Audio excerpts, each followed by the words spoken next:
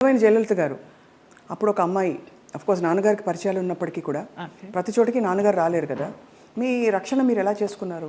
చుట్టూ ఉంటే మగ ప్రపంచం, అండ్ మగ ప్రపంచం వచ్చి మిమ్మల్ని పలకరించలేదు, ట్రై చేయలేదంటే ఎవరు నమ్మరు. అవును అవును, అంటే అది జగమెరిగిన సత్యం. అలా అని వాళ్ళని ఏం అండలేదు.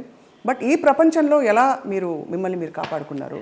కాపాడుకున్నాను అంటే కాపాడుకోలేదనే చెప్పాలి. కాపాడుకోలేదు, ఎందుకు అబద్ధం చెప్పడం.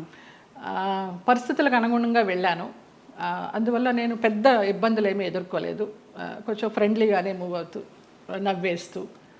అది వరకు ల్యాండ్లైన్లు ఉండేవి, ఫోన్లు. ల్యాండ్లైన్ తీసి పక్కన పెట్టేసేవాళ్ళం. అవుట్డోర్ వెళ్తే తలుపులు కొట్టేవారు. ఒక ఆర్టిస్ట్ అయితే నువ్వు తలుపు తీస్తావా లేకపోతే నేను ఇక్కడ ఊరేసుకొని చచ్చిపోనా అని అడిగాడు.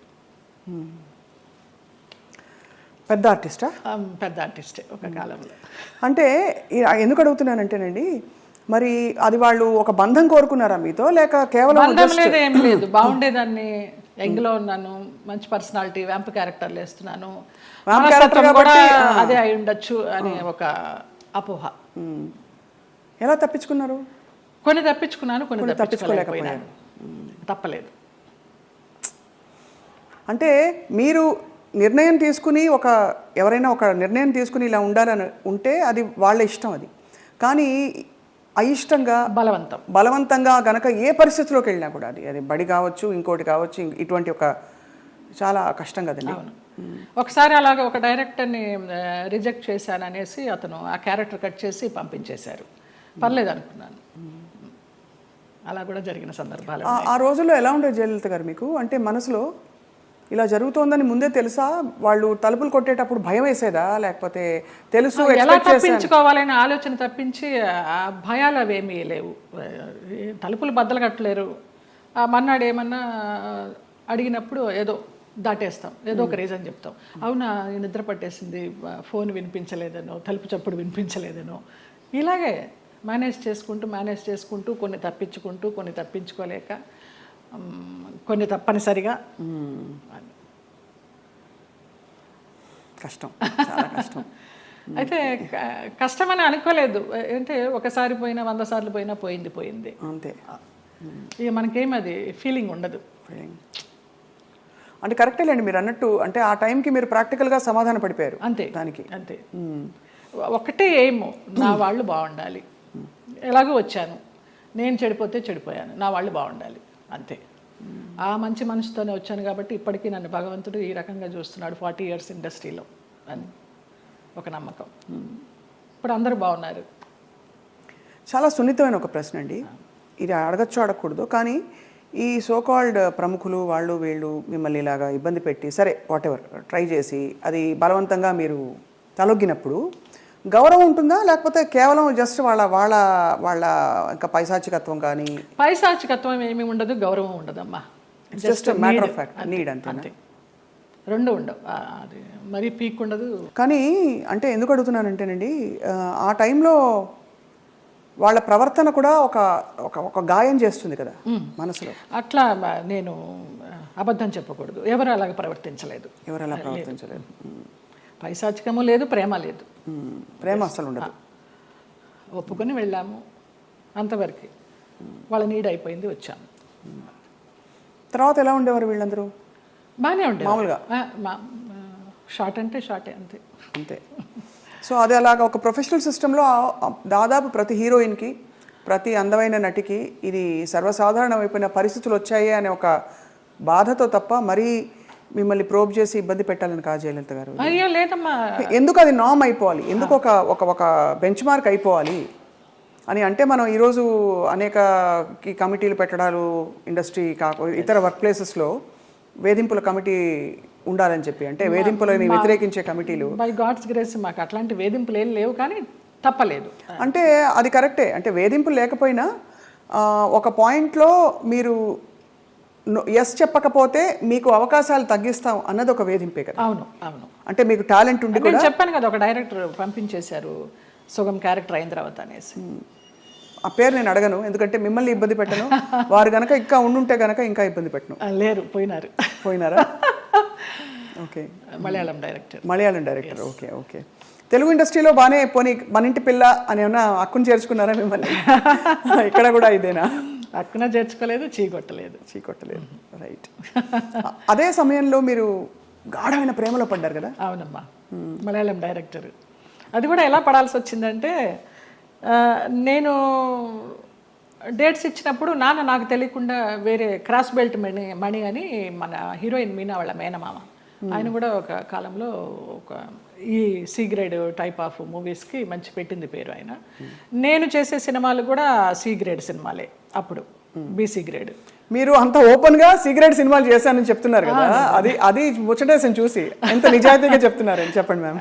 ఆ టైంలో నాన్న వాళ్ళకి ఇచ్చారు, నేను వీళ్ళకి ఇచ్చాను. అప్పుడు ఆ లొకేషన్కి వచ్చి ఆయన రౌడీయిజం చేయిపోయినారు, క్రాస్ బెల్ట్ మని. అప్పుడు ఇతను, నేను భయపడి ఏడుస్తుంటే నన్ను ఒక రూమ్లో ఉంచి, నీకెందుకు నేను ఉన్నాను కదా, నేను సమాధానం చెప్పి పంపిస్తాను, వాళ్ళు మాకు చుట్టాలి అన్నట్టుగా అలాగే పంపించేసరికి అబ్బా నా లైఫ్ని సేవ్ చేసి అతను దొరికాడు అన్నట్టుగా బ్లైండ్గా పడిపోయిన ప్రేమలో. ఆ తర్వాత బ్రహ్మానందం గారి డైలాగ్ లాగా ప్రేమించింది తర్వాత ప్రేమించాల్సి వచ్చింది అన్నట్టుగా కొంచెం కొంచెం తెలుస్తుంది అతని గురించి 7 yearsలో. అయినా కూడా ఏదో మొహమాటంలాగా కమిట్ అయిపోయినాం అన్నట్టుగా చేస్తూ వచ్చాను. అందరూ చెప్తూ వచ్చారు పెద్ద జెన్యూన్ కాదు, చూసుకో అనేసి. ఇక లాస్ట్గా అతను కూడా బ్లడ్తో లెటర్స్ రాసేసి ఒక మన ఇప్పుడు ఆ హాట్ డ్రింక్స్ అవి తాగుతారు కదా, మన విస్కీ తాగే ఒక బాటిల్ లాంటి దానిలో, అది విస్కీనో మరి బ్రాందీనో తెలియదు, అందులో పాయిజన్ పోసుకుని తాగుతాను, ఇంటి ముందరకు వచ్చేసి చచ్చిపోతానని అంటే, ఇంకా అందరికీ ఇంట్లో వాళ్ళకి ఇష్టం లేకుండానే బలవంతంగా నేనే నగలు కొనుక్కొని, నేనే పెళ్లి బట్టలు కొనుక్కొని, జయకృష్ణ గారు కొనిచ్చారు పెళ్లి బట్టలు. అలాగా కేరళ వెళ్ళిపోయి చోటానికరమ్మ కొచ్చిన్లో, చాలా మహిమగల అమ్మవారు, అక్కడ మ్యారేజ్ చేసుకున్నాం. అప్పుడు ఇంట్లో వాళ్ళందరూ ఇంకా నామకే వస్తే వచ్చి అక్షంతలు వేసి భోంచేసేసి వెళ్ళిపోయారు. ఆయన కాపురానికి పంపించడానికి ఎవరు నాకు కూడా ఉండడం కానీ ఏమీ లేదు. నా అంతటి నేనే చేసుకుని, నా అంతటి నేనే వెళ్ళి, నా అంతటి నేనే వచ్చా బ్యాక్ టు పెవిలియన్. ఆ టైంలో జయలలిత గారు ఆయనకి మళ్ళీ అంటే ఆయనకి మొదటి పెళ్ళే కదా, ఆయనకి ఇద్దరికి అంటే మీకు కాలేదు, వివాహం కాలేదు, బట్ ఆయనకు కూడా ఏమి. అవును. బట్ ఏ ఇబ్బందులు వచ్చాయి మీ ఇద్దరు మధ్య? డబ్బు, వాళ్ళకి అప్పులు ఎక్కువైపోయినాయి, చాలా విపరీతమైన లావిష్నెస్ వాళ్ళకి. నేను మంచి 3 shift చేస్తూ ఉన్నాను ఆ టైంలో. నా నగలన్నీ అమ్మేసుకున్నారో తాకట్టు పెట్టుకున్నారో తెలియదు.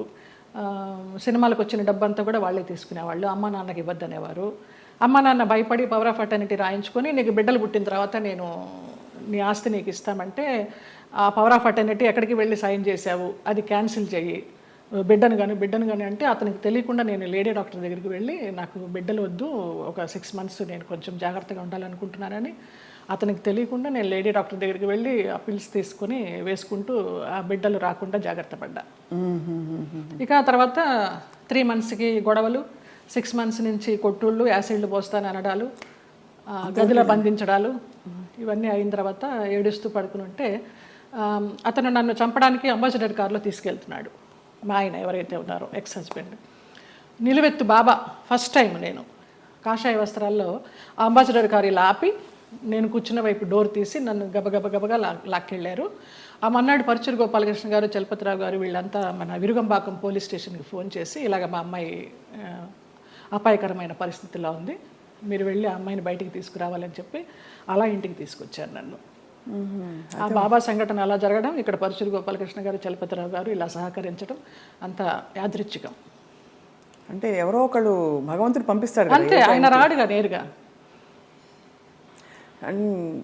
అంటే మనసు పెట్టి మీరు ఇష్టపడి అన్నీ వదులుకుని ఎవరు లేకుండా మీరు వెళ్ళి చేసుకున్న పెద్ద స్టేట్మెంట్స్ ఇచ్చేసి, కళ్యాణం వచ్చినాక వచ్చినా కదనేసి అందరూ అనేవారు, దొంగోళ్ళు బట్టి ముఖంలా ఉన్నాడు, ఎలా నచ్చాడు నీకు, ఎలా నమ్మావే అనేసి. అంటే మీకు ఆ టైంలో మీరు గాయపడిన మీకు అదే ఆయనే రక్షణ ఇచ్చాడు. ఎందుకంటే అంత ముందు అందరూ వచ్చిన వాళ్ళందరూ మీతో మిస్బిహేవ్ చేసిన వాళ్ళు, మీకు ఇబ్బంది పెట్టి మిమ్మల్ని ఏదో ఒకటి రాబట్టారు. సో ఇతను ఏదో ఇస్తారనుకుని మీరు తప్పలేదండి. అంటే నమ్మకపోతే జీవితం ఎందుకండి? ఇంపార్టెంట్ విషయం, మీరు నమ్మి దెబ్బ తగిలినా కూడా ఆ గాయం ఎక్కువ ఇది కాకుండా భగవంతుడు వచ్చి మిమ్మల్ని కాపాడు. నిజంగా. తర్వాత అతను రమ్యకృష్ణతో నీలాంబరి సినిమా చేశాడు కన్నడలో. ఇంకేదో మూవీ చేస్తున్నప్పుడు యాక్సిడెంట్ అయ్యి పడిపోతే ఈ నడుము దగ్గర నుంచి చచ్చుబడిపోతే నాకు మళ్ళీ అతను లైన్లోకి వస్తే నేను నెలకి మెడిసిన్స్కి 5,000 రూపాయలు పంపించేదాన్ని అతనికి. జాలి. అవసరమా? ఏమో తెలీదు, ఇంకా రుణానుబంధం ఉందనుకుంటా అనేసి. చాలా సంవత్సరాలకి అది. ఒక పాప పుట్టింది అతనికి, వేరే పెళ్లి చేసుకుని. ఆ పాపకి ఇప్పుడు లేదు, నేను చాలా ఒక 4-5 ఇయర్స్ అయిపోయింది టచ్ లేకుండా. 13 సంవత్సరాలు ఎప్పుడో దాని పుట్టినరోజు అని అది ఇది అంటే ఇక్కడి నుంచి ఏమైనా పంపించేదాన్ని. ఆ పిల్ల అడిగేదంటే ఎవరు పంపించారు నాన్న అని. బాబా పంపించారమ్మా అనేవాడంట. బాబా గారు భక్తులా మీరు మొదటి నుంచి? నాకు రమాప్రభమ్మ పరిచయం చేసింది బాబా గారిని ధవళేశ్వరంలో, నల్లబాబా. స్వతంత్ర భారతం అని మన నారాయణమూర్తి గారి సినిమాకి వెళ్ళినప్పుడు ఎందుకో గ్యాప్ వచ్చింది, నీకు ఒక బాబాని చూపిస్తారా అనేసి తీసుకెళ్ళారు ధవళేశ్వరం. అప్పుడు చూడడమే, ఆవిడే పరిచయం చేసింది. తర్వాత ఈ పెళ్ళి విడిపోతాను అన్నప్పుడు ఈ ఇన్సిడెంట్. తర్వాత ఇంటికి వచ్చి వారం రోజులు తర్వాత పడుకుని ఏడుస్తుంటే ఏంటి ఇలాగైపోయింది, బాగుంటాను అనుకున్నాను పెళ్లి చేసుకుని అని ఏడుస్తున్నప్పుడు ధవళ వస్త్రాల్లో నేను ఇలా పడుకుని ఏడుస్తుంటే నా పక్కన కూర్చుని ఆయన ఈ మడికాలు వేసుకొని ఇలాగా చేయి పెడితే నాకు కరెంట్ షాక్ కొట్టినట్టు అయిపోయింది. ఏం పర్లేదు నేను ఉన్నాను ఏడవకనేసి. ఆ 2 సార్లే కనిపించారు. తర్వాత 4 హారతులు చేసేదాన్ని ఇంట్లో, ఇంకెప్పుడు కనిపించలేదు నాకు ఆయన. కానీ మీరు చెప్పే ఈ సంఘటనలు ఊహించుకుంటే కూడా అంటే ఇంకా ఏమనాలో మాటలు రావట్లేదు. బాబా గారు వచ్చి పక్కన కూర్చుని ఆ అనుభూతి మీకు కలగడం, నేను చాలా ఫీల్ అయినా. మా స్పర్శ ఒక అంటారు కదా 1000 ఓట్ల కరెంట్ షాక్ కొట్టినట్టు అనేసి, అలా ఒక ఆరాలాగా వచ్చేసింది.